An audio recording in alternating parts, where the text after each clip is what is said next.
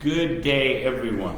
So, what are we going to talk about today? We're going to do a how-to video and a little bit of an instructional video. Hopefully this doesn't take too long. I have a tendency to over speak, let's say. All right, so we're talking medicine balls, okay? And if you're not familiar with the medicine ball, they're right here. You really have two types of medicine balls. The big ones, which are usually made out of a synthetic rubber or leather, they have less of a bounce.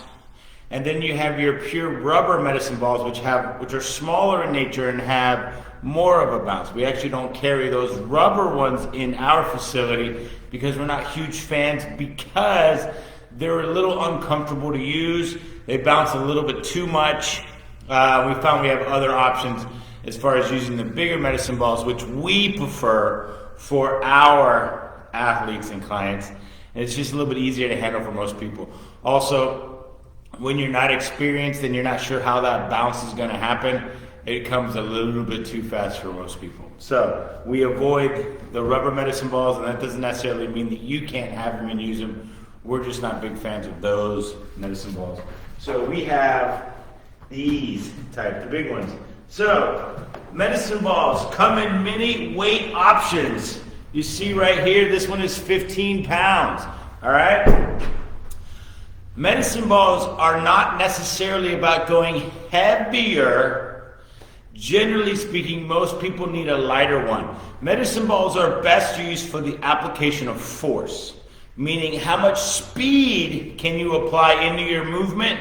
And the heavier medicine balls, unless you're more of a high-level athlete, you're generally not going to produce the force or speed force that is going to be maximally beneficial. So ease up on how heavy you go, and you'll learn to develop a greater speed, which turns into your force production, your power production, your ability to create power. We want you to be lighter in the method to learn to go faster with the skills, okay? So a lot of times our younger athletes are dealing with 4 and 6 pound medicine balls, okay? So 10 pounds may be good. 15 pounds for most people probably a little too heavy, unless you're purely doing a strength training exercise, like using it for curls or overhead extensions, or holding it for a squat, or holding it bear hug style like for lunges and stuff. And those are all fine. Those are great ways to train, but that's not generally what the medicine balls are purposed for. They're for power application, maximal force, boom, boom, boom, get after it. So remember, with medicine balls, err on the side of lighter to learn how to move faster if that's the purpose you're using for them. Rubber balls are okay, not our favorite. We prefer the larger leather, generally, medicine balls, okay? So, those are medicine ball training parameters. Let's talk about our favorite exercises. Our favorite exercises have one common thing, or one common theme, and that is the application of power, as we discussed earlier. Now, I'm going to do my best to show you guys what the true version looks like, the true power version. But as you can see, the brace being limited, I might have to say, well, this is what you want it to look like. This is the best option I can give you right now. So we're going to get into our top 10 right now. All right, so let's do this thing. All right, so let me back up. I'm going to go with a medicine ball, and I'm going to show you a little difference, okay? So I have a 10 pound there and a 6 pound right here. So you can see the difference in speed and bounce. Okay? So, if you can produce the same speed with a heavier ball, like I just did, be my guest, go heavier. Okay? Now, some of our favorite exercises actually require a brick wall, okay, or a hard surface wall. Do not do this against a wood wall, as it will break, as we have been lucky enough to experience in the past.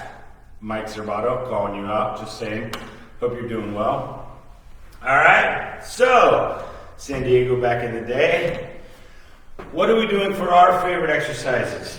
All right, so let's pick the 10-pound medicine ball. My favorite medicine ball exercise, my number one, involves a movement for athletes to coordinate the movement and still be powerful. And it's a step side throw. So I'm set up like a baseball player in a batting stance, a golfer, softball, any of those ball hitting sports, even tennis, pickleball. So get your nice athletic base. I'm gonna step, and that's my timing mechanism. So I'm small stance, step, and I'm going to power.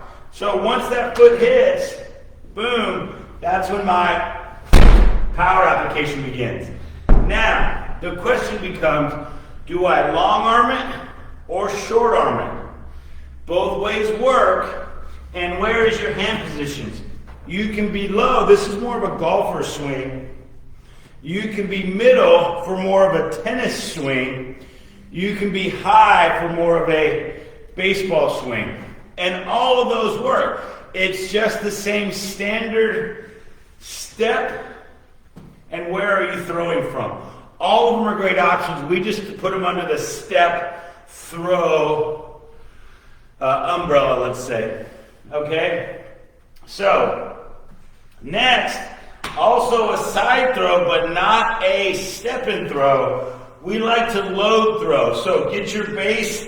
I'm just gonna stand, load, shift my weight to the back leg, right here, load, pause so that I lose any momentum, and throw. Now, what I'm doing when I do that is, I'm using essentially physics, and for every action there's an equal and opposite reaction, and the hardest thing to do is to get moving. Newton's law number 2, okay, is the most powerful thing we can create is that from a dead stop, and that's teaching us to become more powerful, okay? So load, pause, and then explode, okay?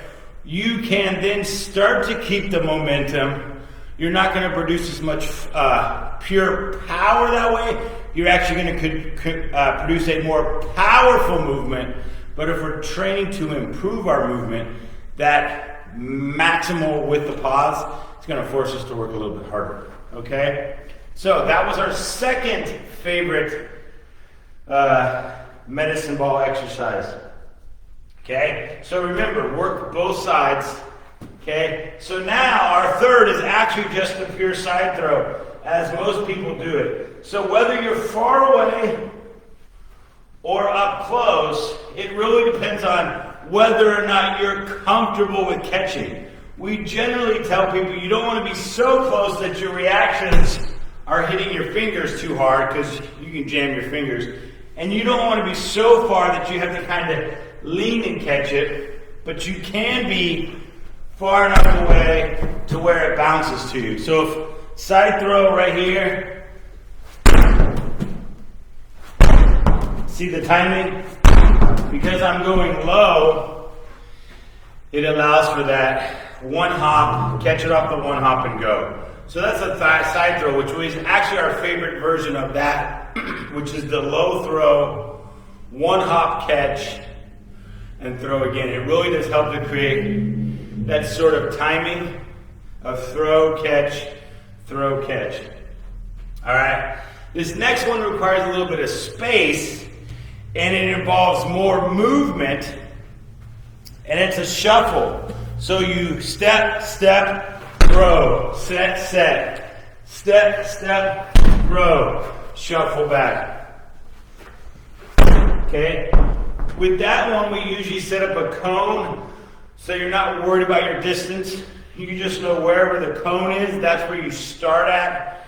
You do I'll show you from the side, step, step. We do 2 shuffle steps. You could do as many as you want. We just found that when we're set, boom, and then that kick step right there, that helps us set the hips and be powerful. All right. Next, we really love for soccer style throw-ins, and we just do an overhead medicine ball throw. So from the side it would look like this. I just step back, stagger stance, and I just throw. Powerful throws, stagger stance to help our balance. You could be here with an even stance, athletic ready stance, but you're not going to have the same amount of force as when you are staggered. And you're trying to mimic like an overhead throw-in, which would be a very good exercise for soccer, or any of your throwing or hitting overhead sports like volleyball, okay? Even for, say, tennis, for overhead smashes, it would be a great exercise for developing that downward force movement, because you are really throwing into a downward type movement. All right, next, also using a wall, is a jump chest pass, okay? So, athletic position from the side, it looks like this. I'm going to explode, and as soon as I land, that's when the ball releases. So right here, okay? So I do have the sidewall right here, which is also concrete. So you won't see the ball land, but you'll see what it looks like from the side.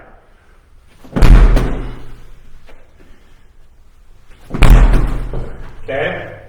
So that is a jump pass, which is number 6 on our list.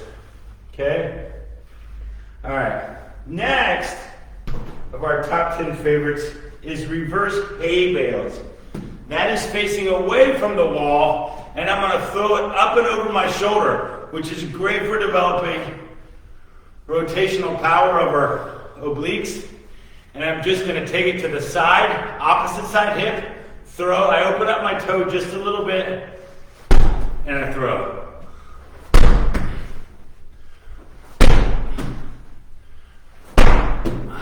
Okay? A little bit more of a coordinated mechanism for that one.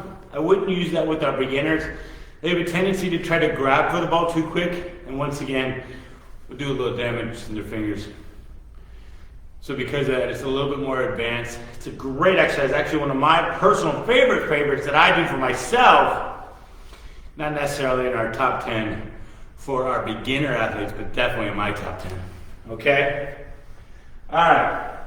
Next, we have an up and over. So, we start on one side, we swim it around and bring it up, and then slam it to the opposite foot.